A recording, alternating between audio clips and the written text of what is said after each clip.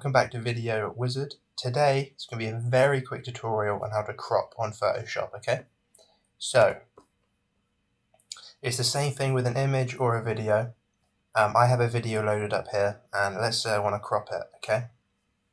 So, in order to do that, you want to make sure that you have Effects and Effect Controls windows up, okay? So you head up here into Window, and then make sure Effects and Effect Controls are ticked. Now, my effects controls is up here, and my effects are over here. Your effects might be in this area here. I've had it before where it is, but it doesn't matter, it's still the same thing.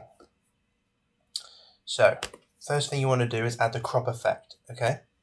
So, in your effects, there's this little search bar, just write in crop, and there it is, it's popped up. Has a little logo next to it, just drag that onto your video.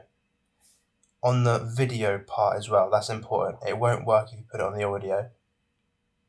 Well, it might work, who knows, but just to be safe, always put it on the video, okay? So now you have the crop effect put in. Now make sure that clip is selected, head up into Effect Controls, and you have this big old list, okay? Motion, don't worry about that. Opacity, don't worry. Time mapping, don't worry.